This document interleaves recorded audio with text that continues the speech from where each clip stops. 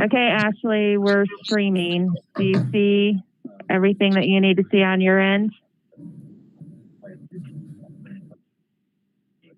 You mean you're streaming live now? I don't see anything.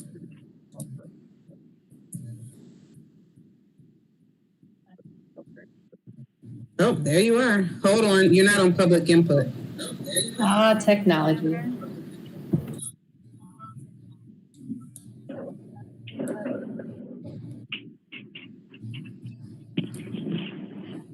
Okay. Thanks, Ben.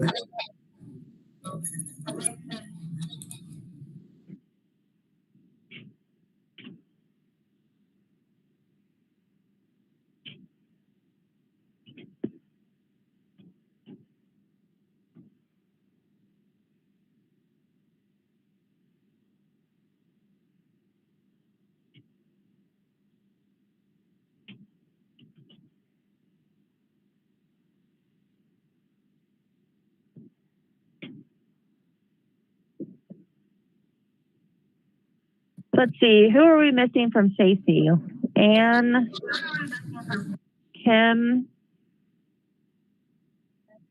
Chris.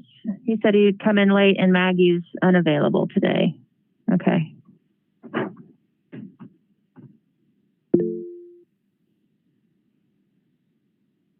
Thanks for hopping on early, everyone.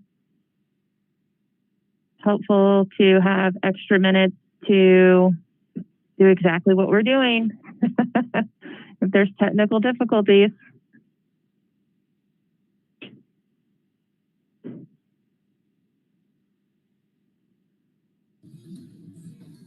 Why did you guys start the live stream early, Amber? Because we're on live now. So I guess everyone just stay muted until the meeting starts, because your video is streaming live on public input and YouTube. So just give the cue when you're ready, but everything's a go. Okay, so we're all ready on the public input side. Everything is streaming. Yep, public input and YouTube. So okay, thank you. Anybody know any good environmental jokes? No, are there any good environmental jokes? That's a good question.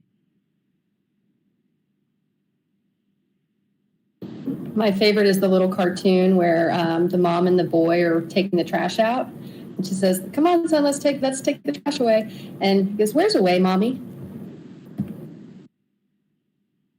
Wait, repeat the punchline. Where is away? Where is away, mommy? It's a good question. There is really no away.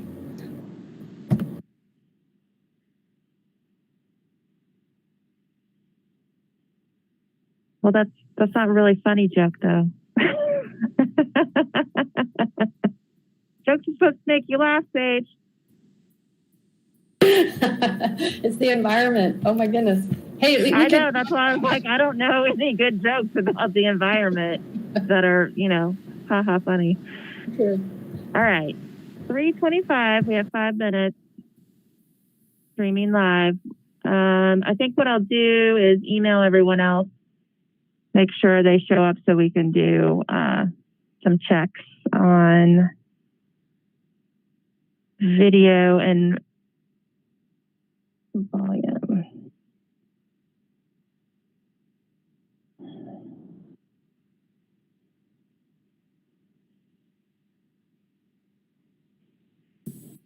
I have a quick question about the agenda, which I'll be able to share during the meeting. Are there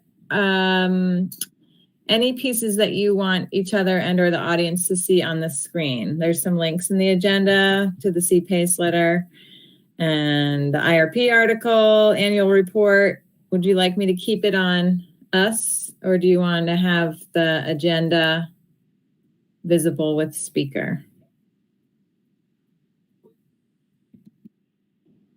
Let's do the agenda with speaker. Yeah. Unless I'll defer to Anna. I was just going to say for my section, I don't think we need to show it for the annual report. I don't know about all the other sections. Bridget, did you want us to be able to have a visual of the letter of support or the IRP article, or just leave it on the agenda for that section? I think you can just leave it on the agenda. And those links are available online, so I think it would be easier for people to peruse those on their own than see them small, potentially, because they're a lot of text. Okay, sounds good. So I'll plan to share my screen and display the agenda. And if for some reason you want to see something else, let me know.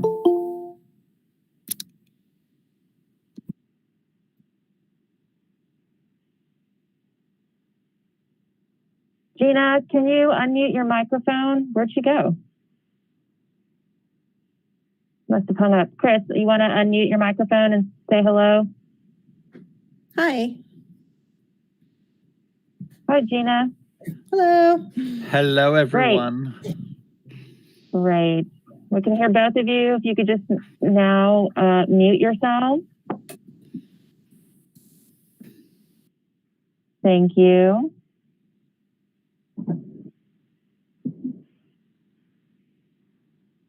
Anne, are you on? Yes. Great. Thank you. Didn't see you there. Sorry. It's okay. All right, everyone. We have 2 minutes and we'll be able to begin.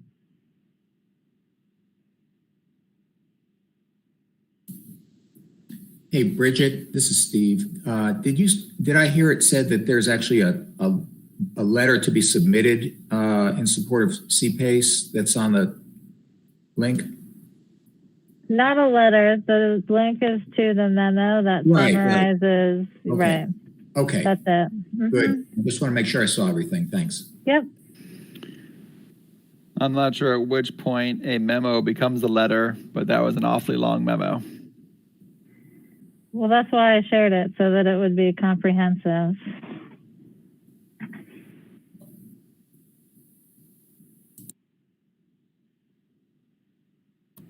It's called a brief too, right? It's a brief, not so brief.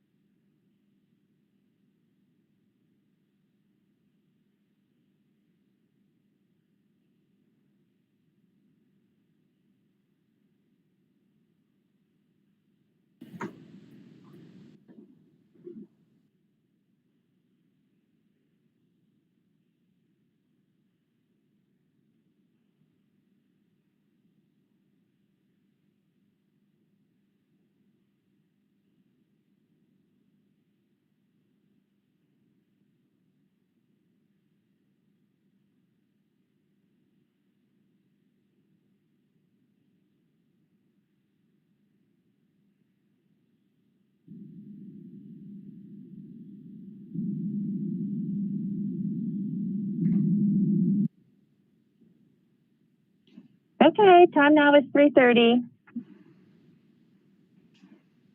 All right, are we ready to get started?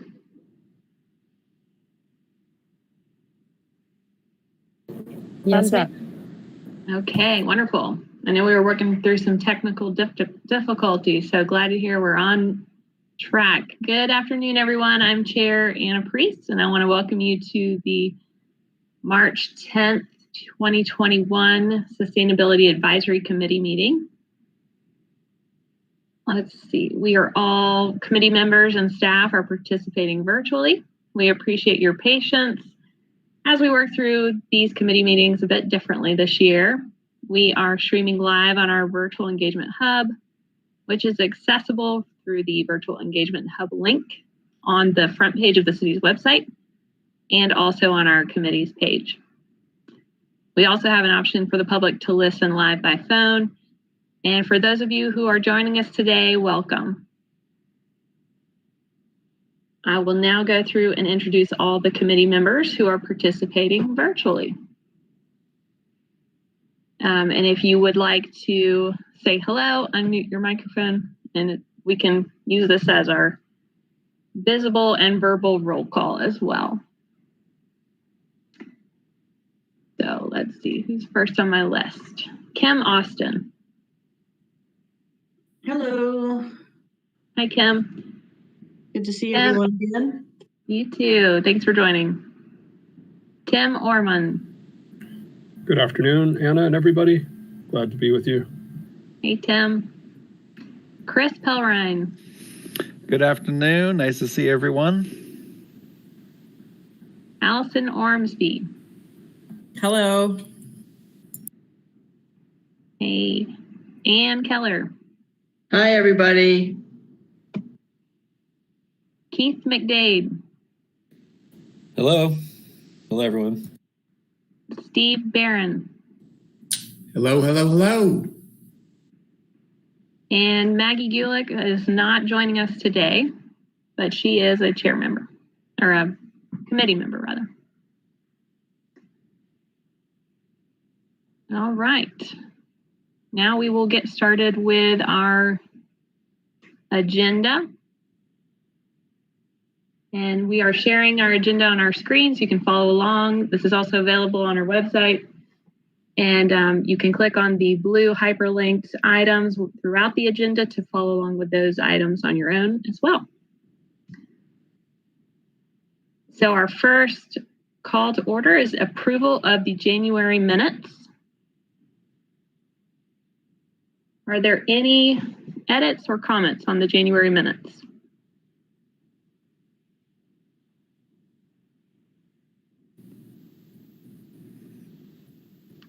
If no edits, then would anyone like to motion to approve? This is Chris. I motion to approve. Thank you, Chris. Can we have a second? I'm happy to second, Keith. Thank you, Keith.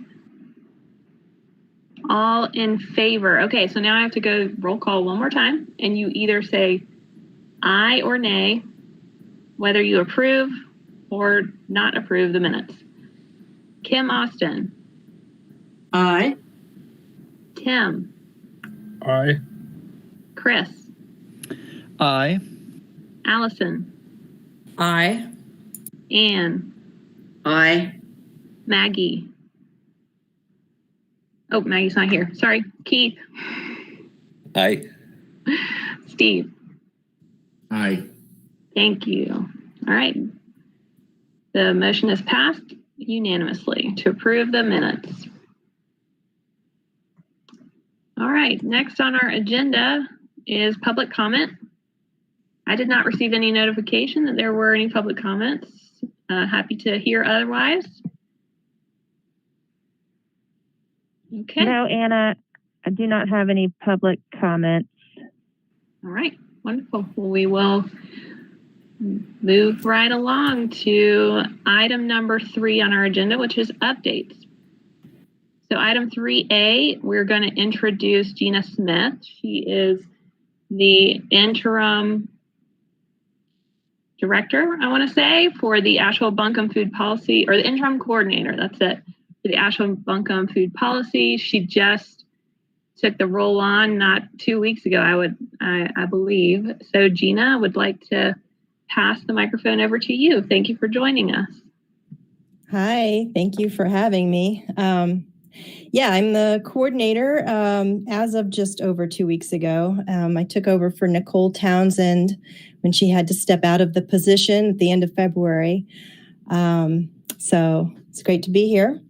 And well, some of you may know me. I guess I should give you a little background. I was the food and agriculture editor at Mountain Express for several years, and then I left that position in 2020.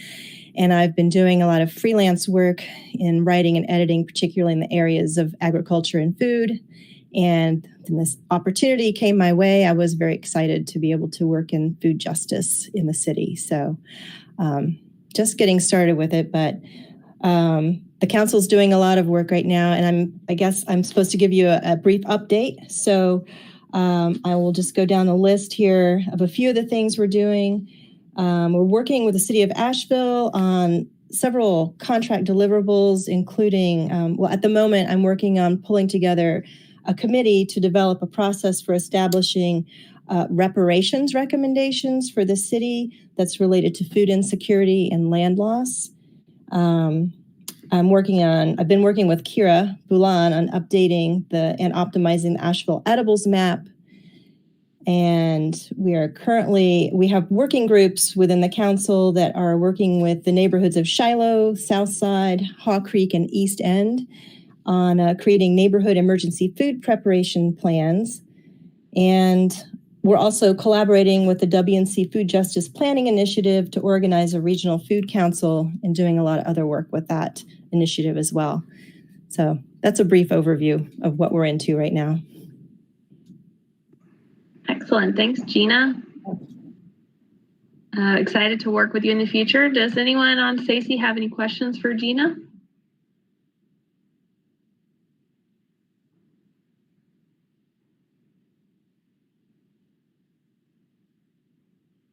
And it's hard for me to see everyone at once. So if you're using the little raise hand icon, I don't know that I'm going to notice that. So just feel free to chime in.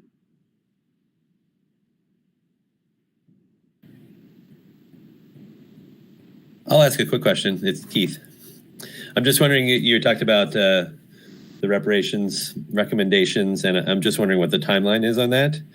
And then I'm also wondering about the new Lee Walker Heights development, which I think phase 1 is just about to finish up, and if the Food Policy Council is also connected or thinking about what that might be like or how you might be involved there. Yeah, so as far as the deliverable with the city, we're supposedly by the end of June, we were supposed to have some recommendations, but the commission hasn't been formed yet, the Reparations Commission, and we were supposed to be collaborating with them. So in lieu of that, we're pulling together a committee. So the timeline's probably going to be somewhat longer than originally planned. As far as Lee Walker Heights, I have not been in any discussions yet about that. So I really don't have any information for you yet, but hopefully I can bring some more news about that to the next meeting. Thanks very much. And Gina, sorry if I said misspoke and called you interim coordinator. You said coordinator, so. No, apologies. I am the interim coordinator. Okay. Yeah, okay. Through June.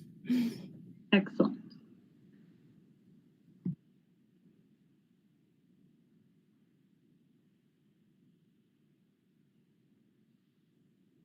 Any other questions?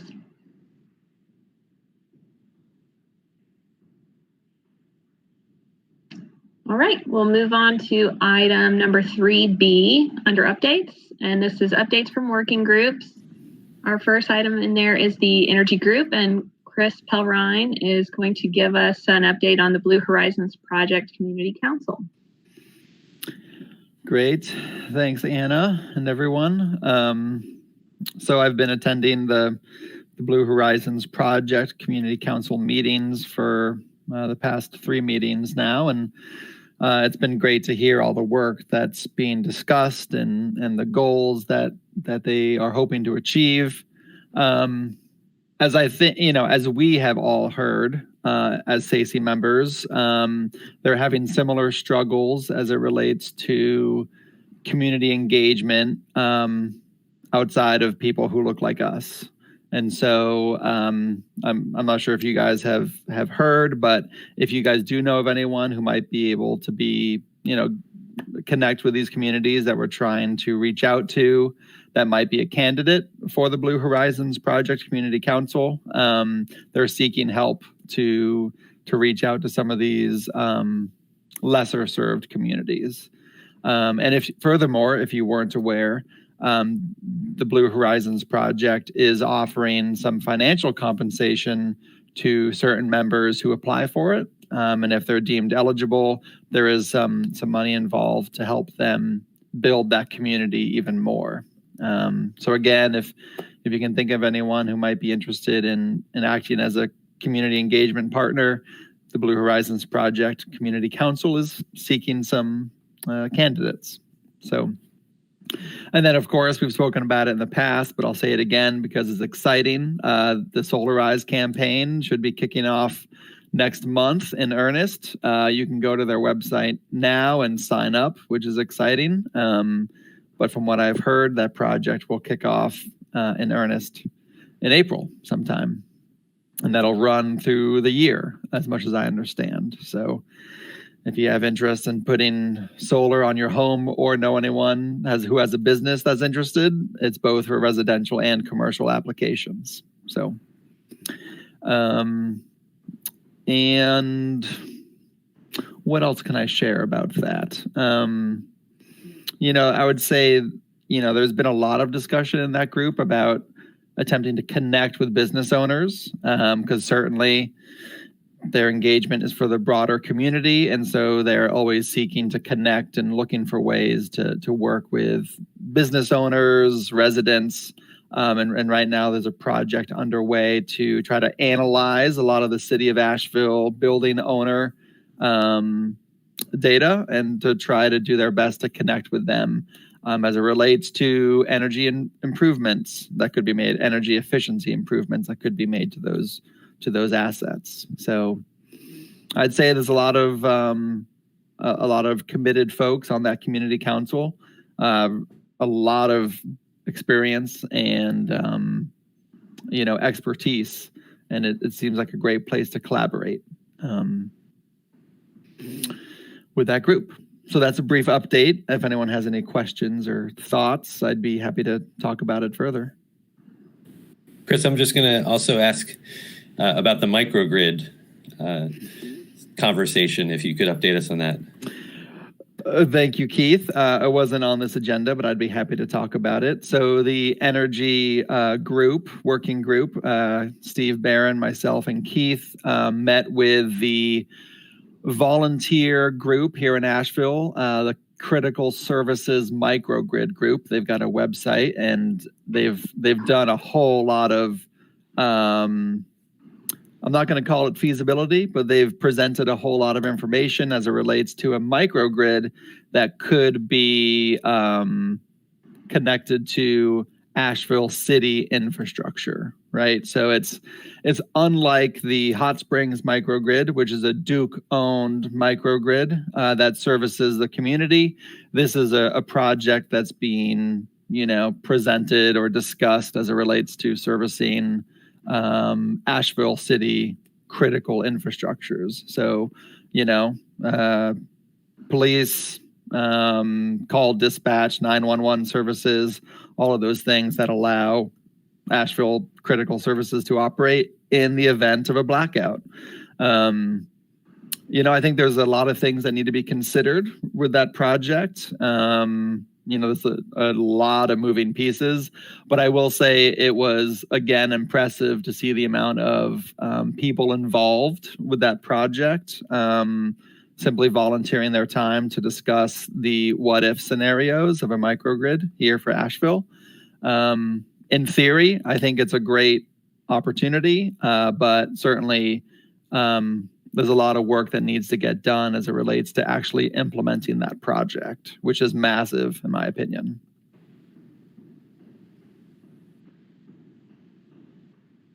Thanks. I have a quick question for you, Chris, since we're chatting. Is there a role for SACE in the Solarize campaign, or might one emerge, or is that something that we might revisit as it starts up? That's a good question. Something that I learned that I wasn't aware of when I was learning more about the Solarize campaign, that it is being offered to both residential and commercial customers. And so I would say that as it relates to potentially SACE being involved, technically, as much as I understand, we don't really have communications that go out to the broader public, but as, private citizens, I've reached out personally to my own friends here in Asheville saying, hey, this program's available. I'm not sure if the city has a newsletter. Perhaps that's where SACE could offer something, but I don't think we need to submit anything to city council, but maybe there's a city newsletter where the Solarize campaign could be highlighted. Bridget and Amber, I don't think I've seen that on recent newsletters, or if there's a plan to do that, but that might be an opportunity for further engagement, where Stacey could offer some support for the city to do that. Thanks.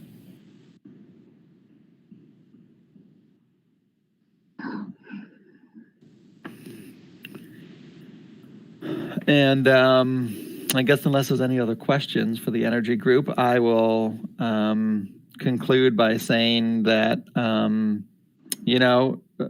Steve Barron, myself, Steve Barron, Keith, and Steve spent a fair bit of time working on some of the 2020 annual report information, and it's been really beneficial to have the energy working group so we can have this platform to collaborate and talk about some of the goals that the city of Asheville have and how we can collaborate as SACI members to document some of that great work that's being done. Thank you. I will also mention, just for the record, Chris's name is spelled wrong on the agenda. It's just a typographical error. I saw that as well. Thank you, Keith. We'll make sure to fix that for the record. Yeah, and we will have time later in the agenda to go over that annual report. Thanks for mentioning that, Chris. I know that you all put a lot of work into it. Great. Well, last call for questions for Chris and regarding the Blue Horizons project.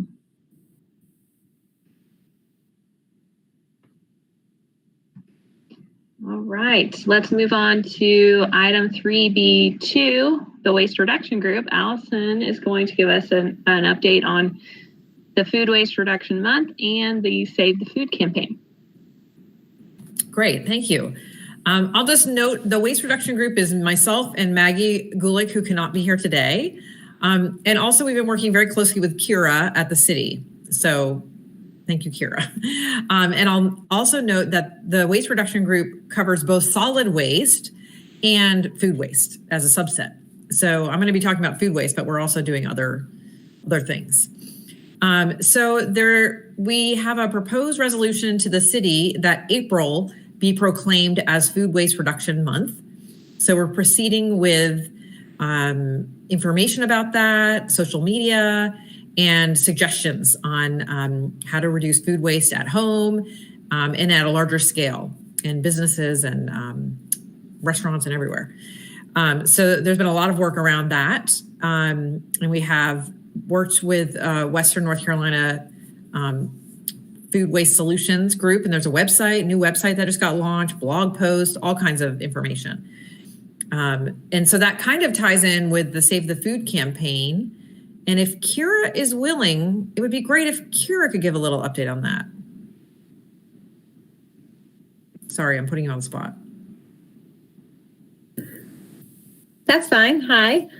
Okay, an update on the Save the Food campaign. Okay, Sure, super. This is all folded into, I think I gave a brief update on this at our last meeting, and I will keep it brief again. This is part of our Food Matters project that we're doing with the Natural Resource Defense Council, and we are tying in our own Asheville-based branding, Save the Food Asheville, and doing some public-facing education campaign work, both social media, doing some graphics on some of our sanitation trucks, taking out some print media ads, and just sort of to raise awareness, create buzz around opportunities to contribute to food waste reduction efforts at all sectors of the interruption opportunity. So at home, at work, restaurants, retailers, composting, you name it. So there's some intersection here with a grant that we have in partnership with the sanitation department through NCDEQ and backyard composting. And so sort of putting that all out in the world together with a big push in April to just tell the good story about opportunities to reduce food waste in our everyday life. Thanks, Kira.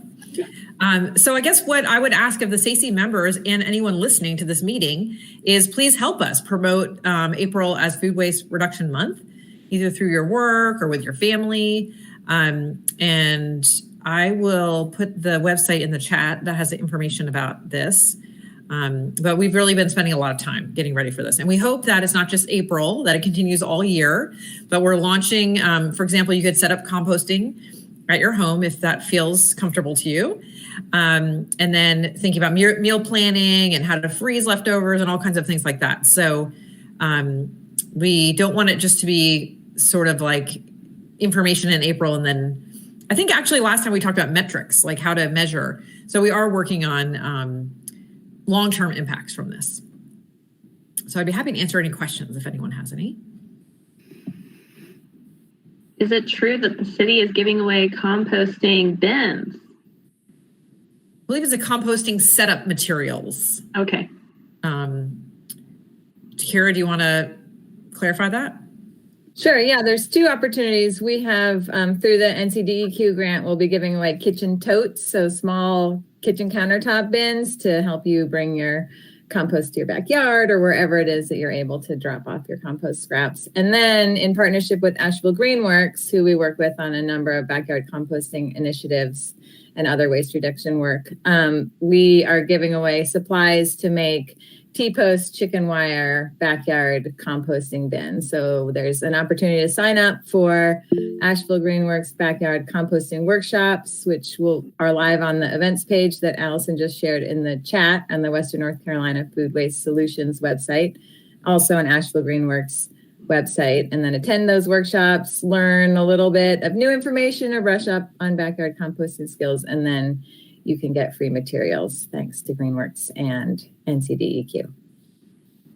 And I'll read out the website for those who are listening. It's wncfoodwaste.org. That's the website. So all the details are there.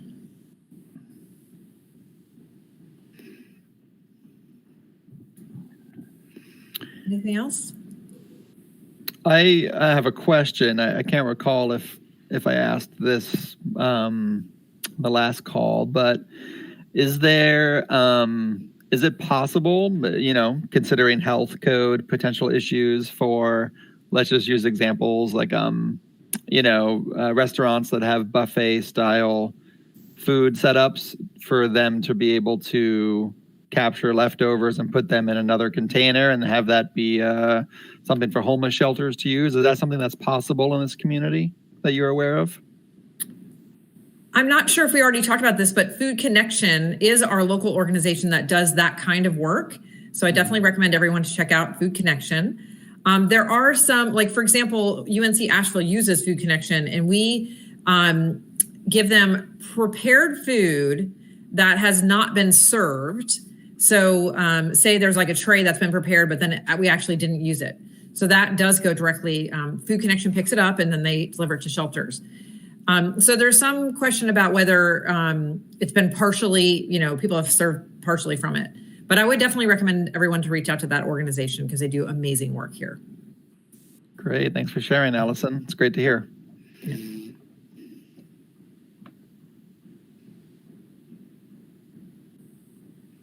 Any other questions?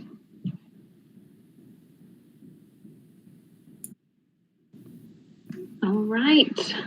We will move on to item 3C, under updates, where Bridget Herring will give us an update on phase 2 aggregated solar, the renewable energy goal. And I forgot to actually introduce all the staff members, and we also have a city council liaison with us. So we've got Amber Weaver, Bridget Herring, Kira Bullen, and Sage Turner with us today. So sorry, I forgot to mention you guys. Thanks for joining us as well. All right, Bridget, take it away. Yeah, so I just wanted to give the committee a couple of quick updates on these next couple of items. You'll remember that we are currently in the phase of rolling out the installation of phase 1 of the aggregated solar procurement, in which we collaborated with Buncombe County Schools, Asheville City Schools, and AB Tech to install solar at a number of public facilities across the county. There's a project page on that you can keep up to date, but we are now in conversations to start looking at what a phase 2 could potentially look like. So I just wanted to give the committee a heads up that is in the works and that we're hoping to go to council in April to get the green light to move forward with that. So the way we did it last time and what allows us to partner with Buncombe County is called an interlocal agreement. And we have to get authorization from City Council to be able to authorize the city manager to enter into such an agreement to be able to partner on an initiative. So just wanted to give you a quick update that is starting to go through the channels. Thanks, Bridget. Are there any, I'm not sure if you can share any details, but is the size or scope or location something that you can talk about in terms of how this would be different than the first phase? Yeah, so it has a number of different partners. I don't have the list in front of me, but it includes primarily a bunch of other municipalities that are located within the county. I know the town of Weaverville and Black Mountain are coming to mind right away. And I think there's a few others scattered in there. I believe it will be smaller in size. I think the first round really picked a lot of the low-hanging fruit of what was available. And so we're still in the process right now of doing the feasibility, kicking that process off. But I think that's how it's going to be different. And then we're also going to be looking to utilize potentially solar leasing or energy as a service instead of a direct purchase, potentially, which is what we did on the first round. That's great to hear. And remind me again, wasn't solar leasing illegal in this state, but now it's not? Is that the case? So with House Bill 589, which was passed in 2017, maybe, you don't quote me on that, but that is what enabled solar leasing, and everybody has to be approved through the North Carolina Utilities Commission to be a solar leaser. So it's much more heavily regulated in North Carolina than it is in other states, and it's relatively new to our landscape. We did in the first round, we actually allowed people to provide that option to do solar leasing. We did get a few people who, I think we might be up to 5 registered, approved leasors in the state now. I believe we received 2 responses in the last bid that had that as an option, but the economics weren't as favorable for the direct purchase, and we had that resource available to be able to execute that. So does that answer your question? Yeah, it's tough to hear that it's not as easy to do in this state, but it is what it is. But it's exciting to hear that there's a phase 2 under consideration. So great news. Anyone else have questions before I move on? I have a really naive question about rebates from Duke. Is a government considered a nonprofit in the categories for Duke rebates? Yes. Okay, and that good. That's a question I was going to have later in this conversation anyway with CPACE. So it would also with CPACE, you qualify as a nonprofit, or the city does. We qualify as a nonprofit for the Duke Energy rebate. Now, if you're talking about the ITC, the investment tax credit, that is a different scenario. Sure. Okay. Does that make sense? Yes, it does. Thank you. Yep, no problem. Any other questions? Okay, so I'm going to move on to updating on some of the state policy engagement work that we've been doing. I know I talked to you a little bit about this the last time. I just wanted to give you an update. There's a lot happening in this space. Some of the committee members that have been with us a long time might remember this, but Stacey actually many years ago suggested that City Council pass a resolution to support residential PACE, enabling that in the state, which met a lot of challenges and ended up not really coming to fruition. But the Department of Environmental Quality, probably about 8 months ago or so, decided to kick off a stakeholder group to start looking at the opportunities to bring in commercial PACE back into the state. And so they brought together a number of different stakeholders. I believe they're listed in the link that says CPACE LOS. which is basically a memo kind of outlining the process and what they came up with. But the city was a part of that process. Our office participated in those conversations. And now it's gotten to the point where there are some legislators that are interested in potentially introducing this legislation into North Carolina.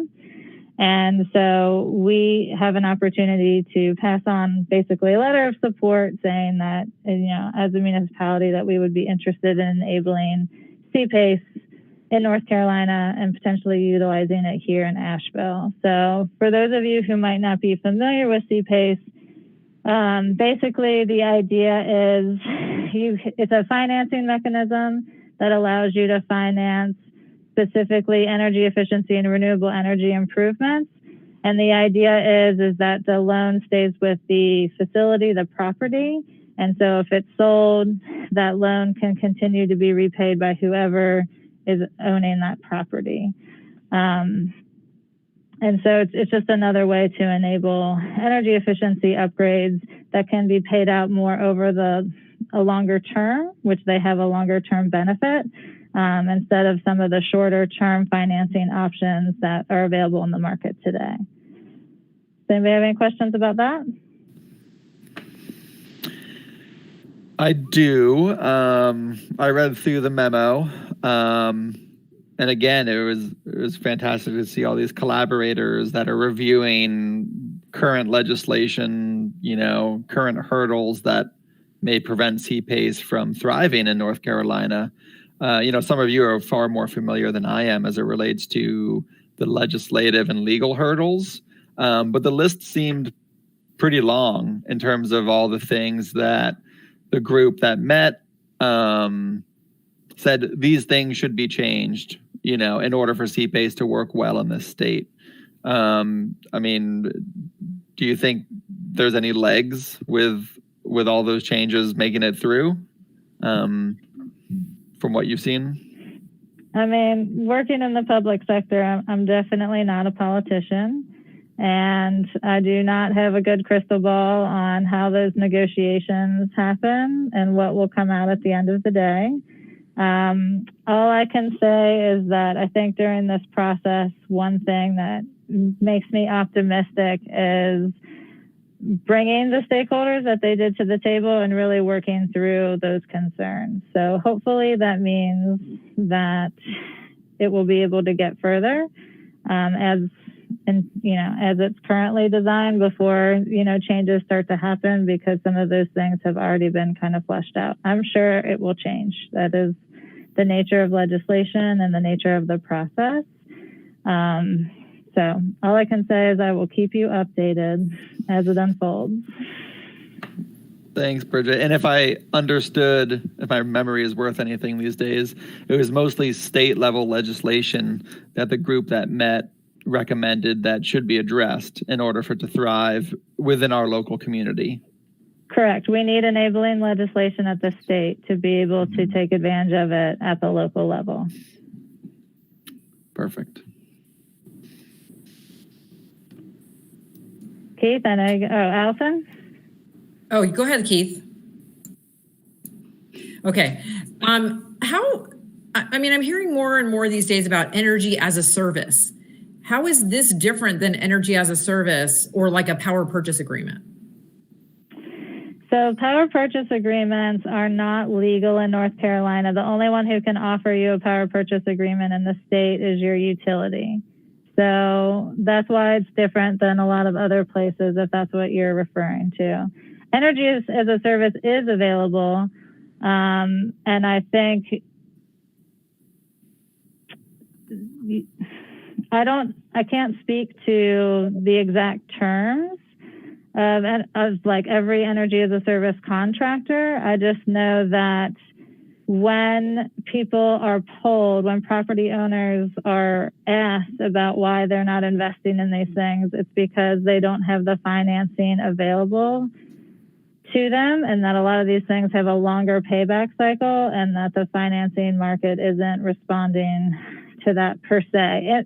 And this, I guess, concern of I might only own this facility for 5 years, so I don't have a long-term outlook. So this provides commercial building owners to make that investment without being tied to, well, if I have to sell this building and move on, that it's something they're going to have to, deal with.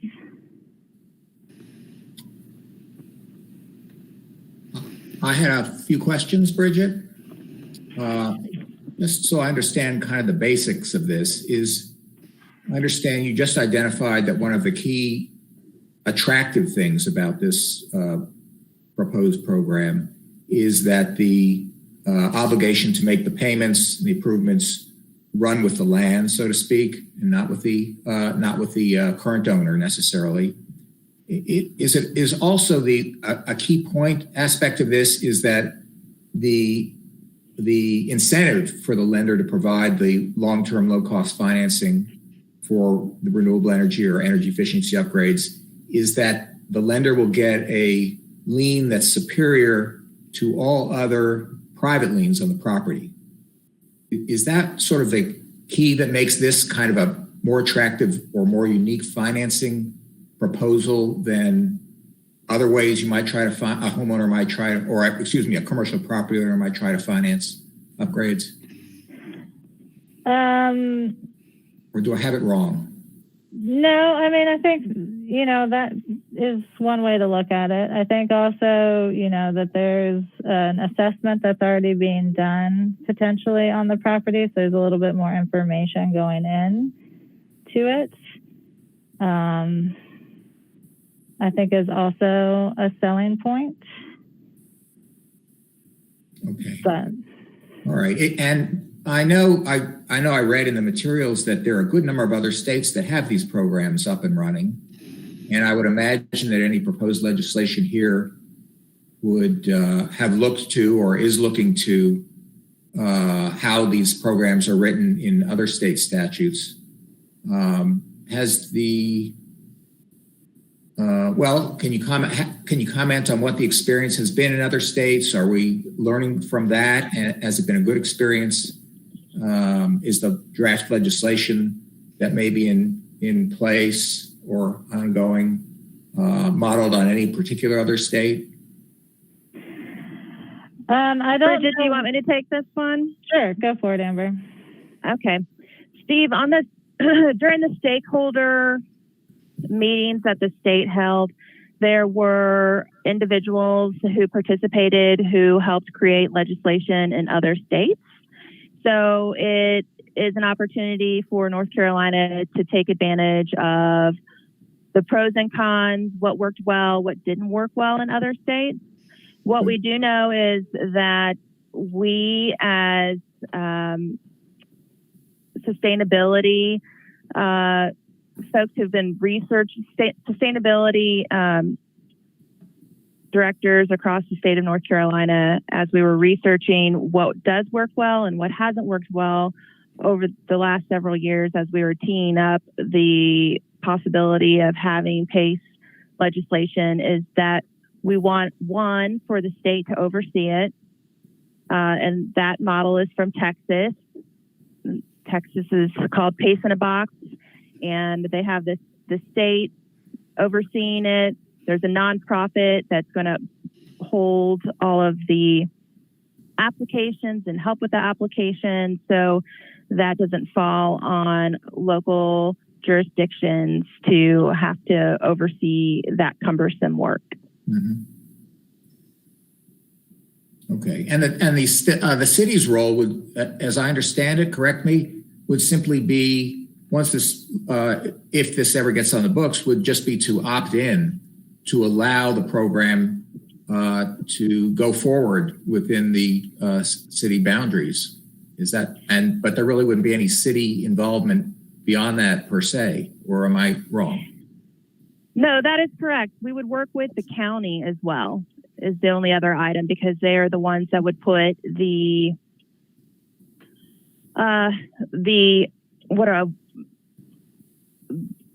payment on the property tax roll. So the payment of the renewables. So we would work with the county in that aspect. But yeah, that is one of the better things that we were hoping for. Many of the smaller jurisdictions, we spoke up and said that we really don't have the capacity or the resources to be able to run a program locally. And so our part would be to, yes, opt in and to work with the county to get those on the property tax. If someone applied and received it, to get it on their property tax. But that's mostly a ministerial kind of making it go through. The real, what really happens here is that an interested commercial property owner wants to do an upgrade, wants to get this financing, and can use this program under the supervision of the forms and whatever prepared by the state administrator to cut a deal for a contract for the upgrades to get the financing from the lender, et cetera. That's sort of it in a nutshell? That's correct. Good. Well, go forth. Let's make it happen.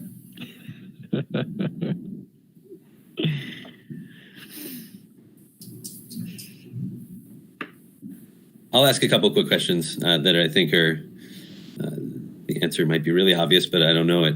Is there interest on this? That's the first question. The second question is, can the city also benefit from this? This is about commercial properties, but can the city in its purchase of renewables or other investments benefit from this, not just as promotion for the whole community, but for city operations? And the third question is about resilience. There's a whole lot of conversation, or there's a whole lot of text in there around financing resilience projects. And I'm wondering how common that is in other states that are doing this. And, I can think green roofs. I can think there are lots of things that would make sense, but I'm just wondering how central that is. Right. So, all right, 3 questions. Let me try to recall the first one. So, as you know, over the years, there's been several different renewable energy efficiency, nonprofit groups within Asheville that have been asking for PACE legislation. And it will specifically help with the community renewable energy goals, allowing our commercial businesses to be able to apply and have other options for having renewable energy on their facility. And thirdly, no, it's not something that we would do on our buildings. We are exploring other options, but I'm sure if it came to light that there was an opportunity, we would utilize it. You also asked about resiliency.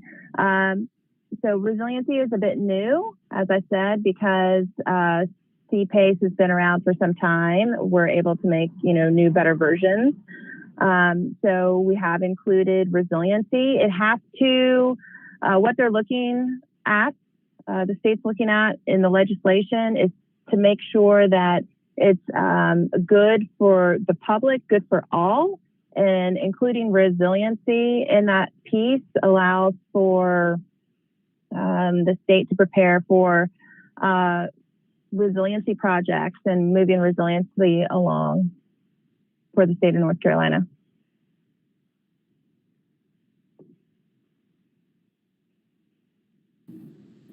Thanks. And the other question was about interest and how that plays out. I'm sorry, repeat that? Is it a set interest rate, or is it no interest, or I don't know how these work? The interest rates will be set by the organization, if it's passed, by the organization that will run the program and the investors that invest in it. So it's too early to say what those would be at this point in time. Thanks.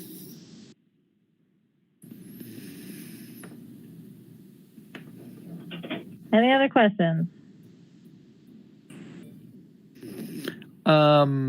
I didn't, this is kind of a very nuanced, detailed question, but so typical CPACE is that it gets rolled into the property tax of the asset, right?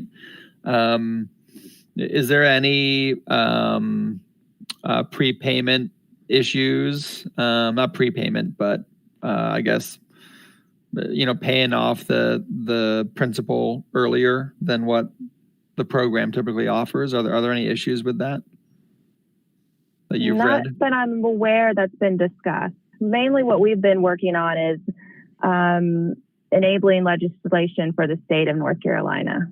Mm-hmm. Yep. Sounds good. Thanks for the work, guys. Be great to see. Thank you. Thank you.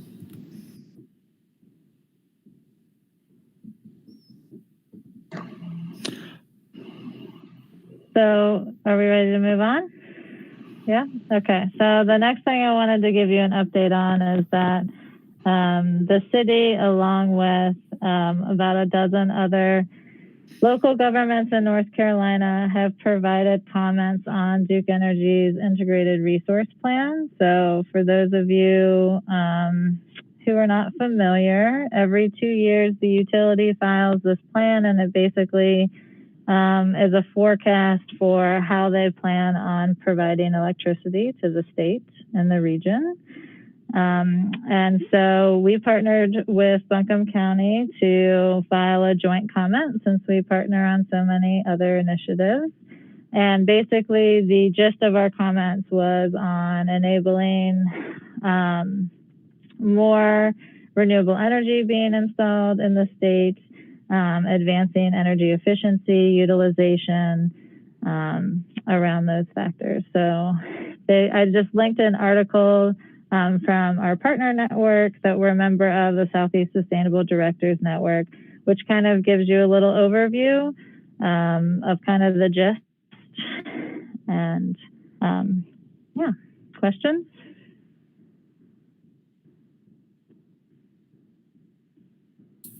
I have I think just a one. I looked at that link, and I saw that there was a letter submitted with some fairly extensive comments submitted by the city of Raleigh and other cities and county. But those entities chose not to actually file an intervention. We and Buncombe County have formally intervened as parties. Is that right? That's correct. And do we anticipate, what kind of a role do we anticipate as a formal party? Would it be more extensive than the kind of written letter comments, or not? So at this point, we're monitoring the docket. Being an informal intervener means that you're privy to basically the proceedings of the docket. That's what the Utilities Commission calls their items that they open. And so it's kind of a wait and see process. The Utilities Commission, I don't think, has granted an evidentiary hearing in this space in quite some time. So right now it's kind of a wait and see. So Duke does this every 2 years, and the commission opens it. They get comments from people. They have the option to consider them, to request a hearing. They can do a whole number of things, but the commission gets to decide, and then eventually they'll put out their ruling. And so at this time, we don't have any indication from the commission that on what they plan to pursue. There's a public comment hearing for the general public on March 16th. And historically in the past, they haven't done evidentiary hearings on the IRP docket. So we will just have to wait and see, and I'll keep you posted as we get more information. Thank you. Yep.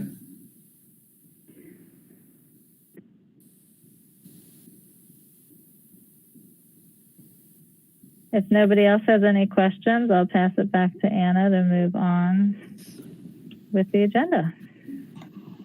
Thanks for your work. Yeah, that's really exciting stuff. Last call for questions. All right, so item number 4 is new business. We had no new business for this meeting. So we will skip down to item number 5 on the agenda, old business. And our first item is discussion and adoption of our SACE 2020 annual report. I just want to preface by saying thank you to everyone who helped me pull this together. I think it was everybody had a piece or a large portion of written material in this report, including the Stacy members, staff members as well, from the Office of Sustainability. So really appreciate the group effort, and especially the editing process from me putting it all together. And I would like to take just a little bit of time for each group to have someone from each section to briefly touch on, what they reported out. So why don't we get someone from the energy group to give a brief overview of their section on the annual report. Do we have a volunteer? Sure. Well, I think you've heard enough of me for this meeting. Steve, would you like to summarize some of the great work that you've put into this? First I'd like to complain that Chris hasn't mentioned my name enough on this particular item. And I'm sure by the time I get through, you'll have heard more than enough from me. Yeah, I'll run through it quickly if you'd like. Thanks, Steve. Sure. You'll thank me at the end. Let me just provide a quick overview and maybe add a couple comments of my own. Last year's accomplishments that we listed, I am completely unqualified to speak to because I wasn't here.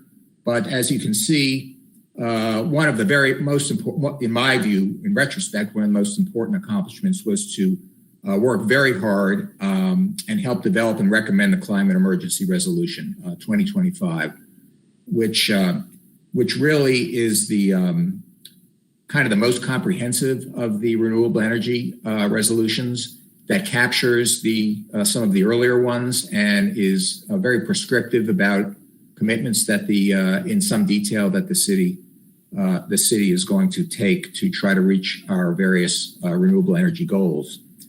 In addition, of course, this past year, last year, not only the challenge of the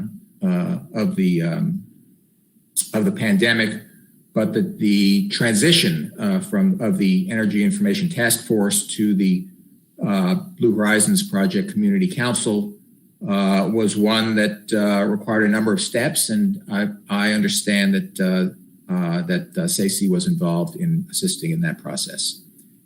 And then there's mention of supporting a proposed funding mechanism for sustainability issues that ended up not being successful, but that's mentioned as well. In terms of the statement's energy goals and policies, you see set out there are these four broad long-term renewable energy and carbon reduction goals that are captured in three resolutions of the city. As I said, last year's climate emergency declaration is the most comprehensive, recommitted to and expanded on the goals in previous resolutions.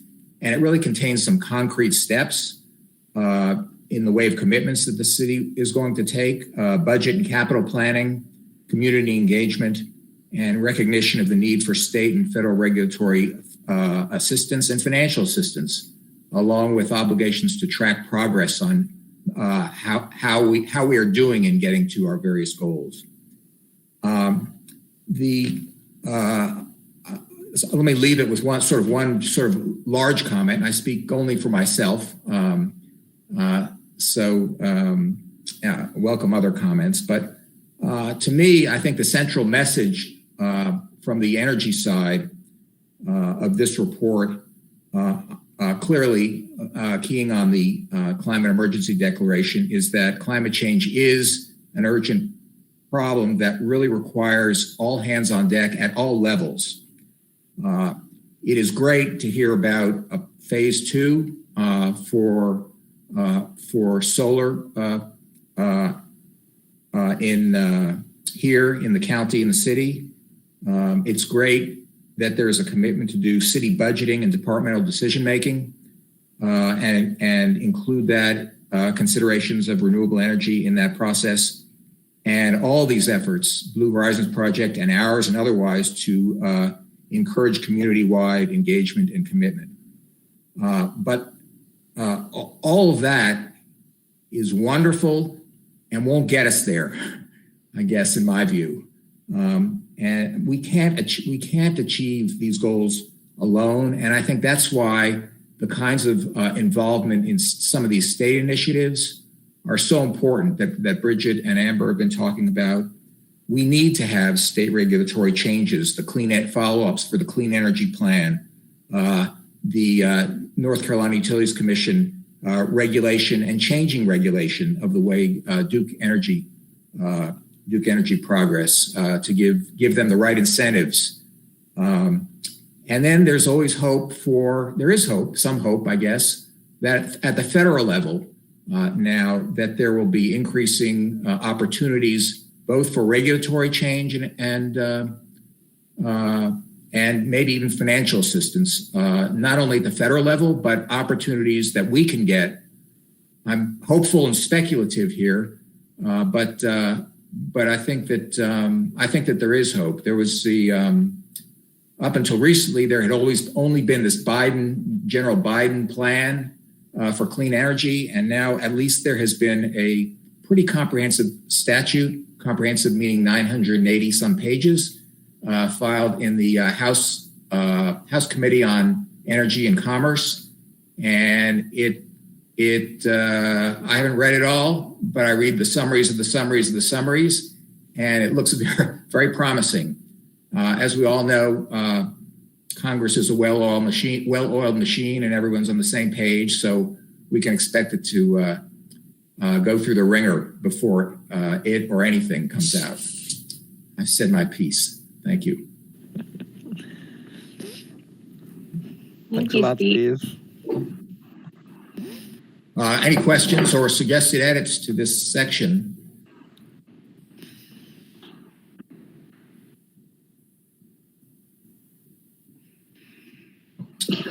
Okay, I'm happy to pass it on. Thank you, Steve. I appreciate all the hard work. Next section is our Climate Resilience Group. I believe Anne was going to take the lead on this section for us. Yes. The group that was involved in climate resilience work last year is mostly either left SACE or is on another group right now. So I'll just give a summary of what we were able to contribute to last year. We did spend some time on the resolution 2025 declaring the climate emergency and trying to work through the verbiage and assist in getting agreement among all kinds of different groups. And out of that, we committed, that is SACE, to host a public input session to discuss climate impacts and disproportionate effects in frontline communities. That meeting did take place. It was delayed a long time because, as all of us know, the switch over to virtual meetings and all of that for the city took quite a while. But we held the meeting, the public input session, in October, and had several presentations from experts about housing and urban canopy and some other topics of real importance. And then I think we had about 40 people participate one way or another in the presentation, which wasn't exactly what we hoped for. We had originally planned to hold it probably at a community center and have a whole different experience with real discussions and so forth. But we had to do with what we had. And I'm glad we didn't wait. I don't think it would have been any different if we waited another year, which is about maybe how long it might be before we get to do a real in-person thing. So we did the best we could, and hopefully the input is going to be going into the city's development of equity and climate resilience kind of plan. We also spent some time last year talking with the planning and urban development staff about amending the open space ordinance, and that's been revitalized. That effort didn't quite get through city council last year. So there's a new effort with a larger group of people to evaluate that. And I think that'll be a real important piece in the city because it integrates so many different aspects of how the city supports or has influence on development and green space and all kinds of things that relate. So that's a good thing for us to keep being involved with. So Maggie Gulick and Allison Ormsby are continuing that effort, working with a larger group of people now. For this year, in addition to that, we're going to help the Office of Sustainability review contractor responses that are going to be coming in pretty soon to prepare a summary of recent resolutions and policies related to climate and energy that the city has passed, and put it into some kind of a climate action plan for the city itself, and kind of put it together and kind of digest and consolidate everything. So we'll be looking at those contractor responses for that. And then evaluate our potential role maybe in supporting the establishment of green jobs program. That's something the city's interested in, and a number of nonprofits are as well. So we're going to see if there's a way we can be involved also in outreach and education related to climate resilience. There's a program that the city has had underway now for, I don't know, maybe almost a year, I guess, that is trying to connect with frontline communities and interact with people and get them to understand what it really means to have climate resilience and what's involved and what they need to do. I think the last thing is we're going to try to provide support to the city interdepartmental work group that's considering how they can integrate the different aspects of the comp plan across various departments and try to make it that as implementation takes place, try to make the work and the decisions more thoughtful along those lines, rather than just doing what this department wants or that one. Maybe considering how you could work together to do something more cost effectively and also have a better outcome. So I think, a lot of it is up in the air because these aspects rely on other people first. The interdepartmental work group is not quite started yet. I don't know when the contractor input will come, but that's something else we'll have to wait for and so forth. So we're just going to, kind of hang in there and see what we can do as the opportunities come to us.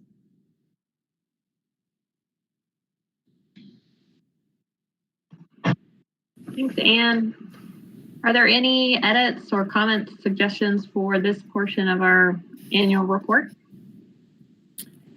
I have a request, I guess. Thanks, Anne. Everything sounds very interesting. And I'm particularly interested in the climate action plan and looking at how that sort of evolves. And I'd like to request that on the next SACE meeting agenda, an update on the climate action plan for the city is provided. Well, Allison, I think that's something that will be coming months from now, many months perhaps. The contractors have to be awarded the contract, the work has to be done. And therefore, I don't know whether I don't know if Amber's still on or if one of the other staff knows, but I think we're in a position where the city is going to have to go through a lot of steps first. And it'll just be a municipal. It won't be for everybody in the city. It's municipal climate action plan. Okay, thanks for That's clarifying. right. Yep. Yeah, that's right, Anne. And we can certainly keep you updated on the process for sure. I have a question it's also not any edit for the report, but I just have a question. And thanks, Anne and everyone. I'm wondering about the city interdepartmental work group that's connected to the comprehensive plan. And I think that sounds great. But I'm just wondering, do we have an identified person that's going to be committed to that, or is the whole team going to be participating, or how's that playing out? It's city staff are doing that, not us. However, we discussed with Amber if there was any way we could, we'll have to see again. They're struggling to get it going with all the other things they've got on their plate. It's coming out of the planning department. So it's really going to have to see how it goes, but we're not going to have a direct role. I think we might be able to provide feedback via Amber because she's going to be participating. That's my understanding at this point. Thank you.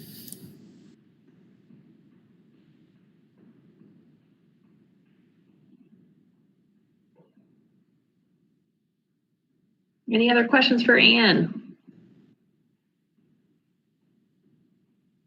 I should say the other members of the climate resilience subgroup now are Anna, myself, and Tim Ormond and Kim Austin. Try to keep those names separate when you're running through things. Kim Austin and Tim Ormond. But the four of us will be on the team as we go forward. I also have one more quick comment on the comprehensive plan piece, just thinking back, and I know that the pandemic has gotten in the way, but if we could get that on our agenda at some point this year, that would be great. I think there was a plan initially that we would provide input on a yearly basis to help think through the implementation, and I think that might be a great opportunity if we can move that on, and I'm sure you're paying attention to that, so thank you. Yeah, I mean, the thing is, they're going to be doing it, like I said, I think the idea to have the city staff in a bunch of different departments collaborating on looking at how they're going to do implementation is a great approach. You know, it's too bad it's taken this long to start and they haven't started yet. But I don't know, you know, that may be, again, months down the road before they start. And I don't know when we'll have anything to report on, but I'm sure that Amber can, again, keep us up to date since she'll be the direct contact and involved in it. Thanks again.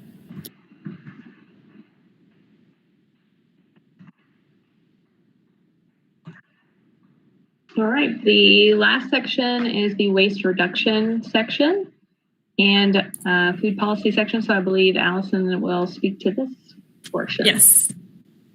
Thank you. So as I mentioned before, the waste reduction includes both solid waste, generally defined, and also food waste. So I'm going to start with a solid waste management first, and I'll just go through the highlights of our report. So we are trying to support the city's goal of 50% municipal solid waste reduction by 2035. So we do support the development of a solid waste master plan for the city, which as of yet is not funded.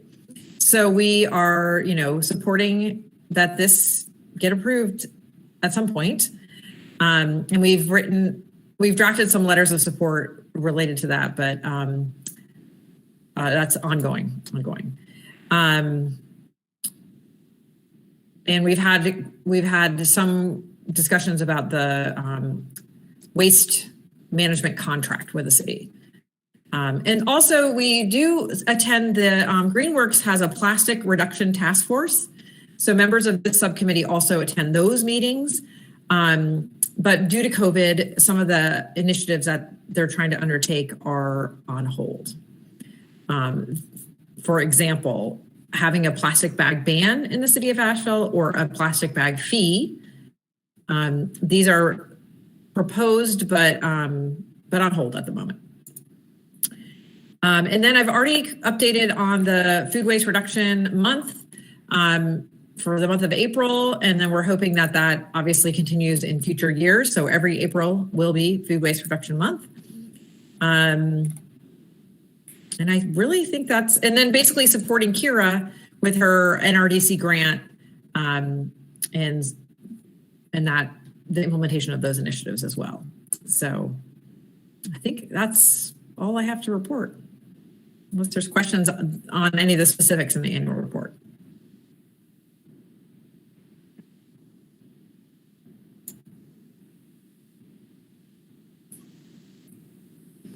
Oh, I'll mention one more thing. We've been working with the Public Housing Authority lately to try to improve recycling, just recycling at public housing locations around the city, because there have been some complaints in the past, and the system could be a bit more effective. So we've initiated those conversations.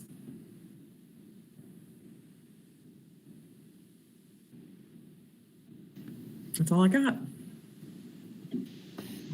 Thank you, Allison. Are there any edits for Allison in this section of the annual report?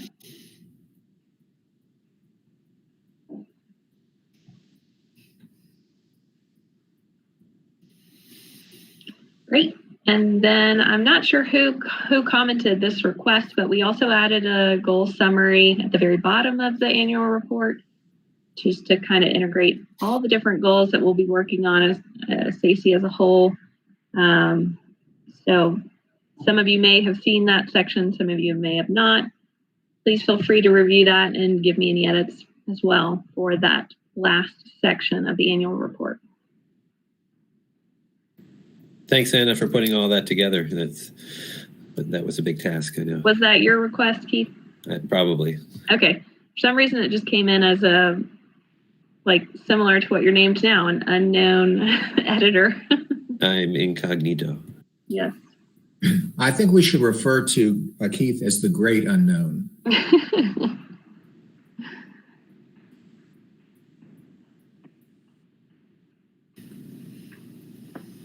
Great. Well, thank you all so much again for everyone's hard work on this report. I feel really good about it. I feel like it's very comprehensive, and I'm really excited to pass this off to the city. I know that our due date for that was actually Monday. We got an extension so that we could vote on this report together as a group at today's meeting. And as soon as we finalize it, it sounds like there are no further edits. I will email this straight on to the city so that it can be distributed amongst the city and city council as to what our goals and especially I think budgetary impact will be for what we plan to do in the future year, or in the current year actually. So I will ask someone to make a motion, I guess, if we're ready to do that. Are we ready to make a motion to approve the annual report? I'm happy to make a motion to approve the annual report. All right, and is there a second? I second. Great, thank you, Chris and Keith. And are there any more comments, discussions before we put it to a vote? Do we also open to public comment at this period, or is that just limited to the beginning and end? Pretty sure that's just limited to the beginning and the end. But feel free to correct me if I'm wrong. Anyone from city staff? I don't know that we have the capability to take live comments. People were able to submit written comments in advance. I think we have a person who wants to make a comment online about another agenda item, but we don't know how to connect them. So hopefully they'll submit a written comment that we can share and post. Yes, because we will have another section for public comment at the end of the meeting. So for those of you who are listening live, please send in your written comments and I would be happy to read those. All right, so I will do another roll call to take a vote on whether you vote aye to approve or nay to not approve the proposed annual report. Kim Austin, how do you vote? Aye, please. Tim. Aye. Chris. Aye. Allison. Aye. Anne. Aye. Keith. Aye. And Steve. Aye. And I also vote aye. So it looks like we have voted to approve the annual report. And that was Chris made the motion and Keith seconded, is that right? That's correct. Thank you. So moving on from here, we did all this work to prepare this annual report and especially working on our budgetary impacts for the report. And I know that we have some budgetary impacts that we need considered by City Council. And they are getting ready they have already started their budget planning meetings.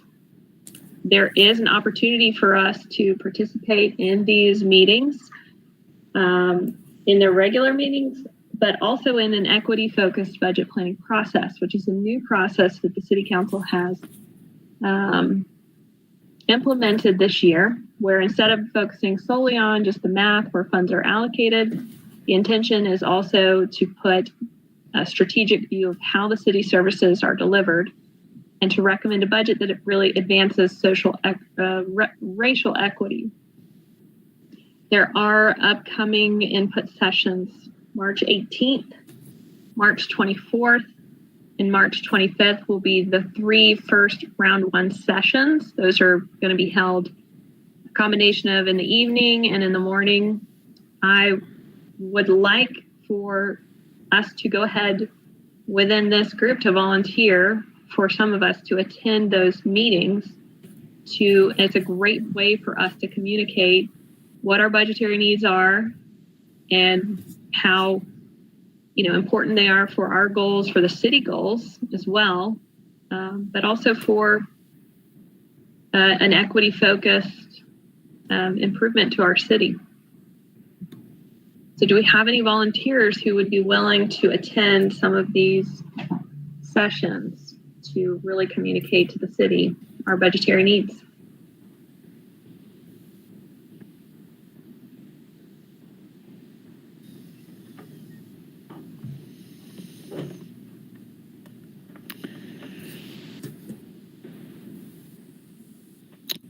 I will volunteer to join one of them, Anna. Great, I certainly want to learn more about the budgetary process, so it seems like a great opportunity. Yeah, I think it's going to be pretty user-friendly. It's really geared to help, to get public input. It's not just for, seasoned board members. So it should be a very interesting process. I, as well as have signed up to attend the first meeting just to kind of get a feel for what it's like, and would be happy to report back to you all, if I would recommend that we continue to attend, especially focusing on our budgetary needs mentioned in the energy section of our annual report, as well as the waste reduction section of our annual report, where we really want to support the solid waste division in their budget requests this year. Great. Yeah, looking at the schedule, the March 25th session looks like the one that I will be able to attend. Awesome.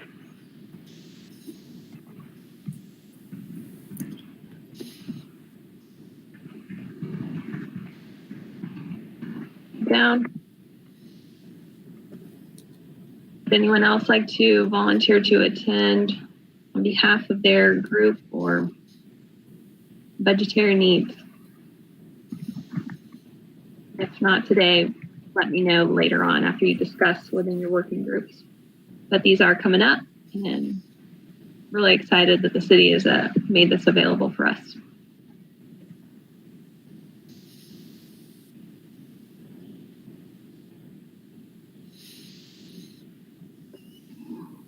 Great. Well, if there are no further comments, questions about old business, we can move on to the next section of our agenda, which is public comment. Bridget, were we able to get that public comment in?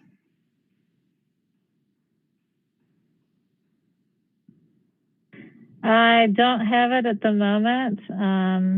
Give me just a second to double check.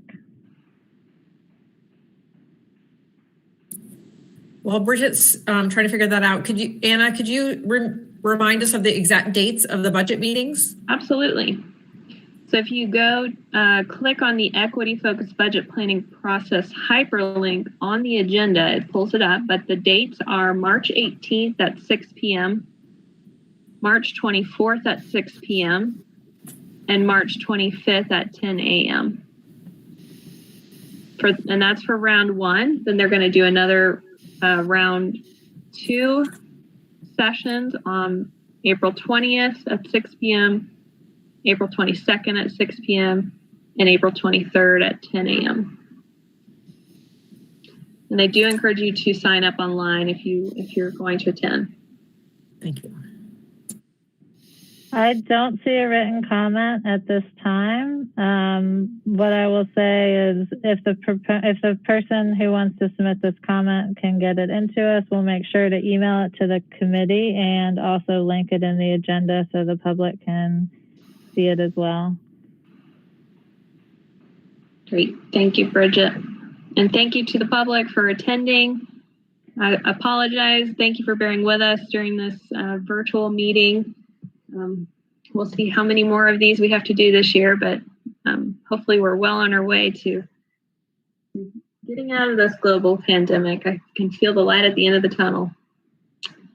And if there are no further questions, comments for this meeting, we will adjourn the meeting and let you all go a little early on this beautiful day. For those of you who don't have allergies like myself, can enjoy the sunshine. All right. Thank you all so much for your participation. The meeting is adjourned.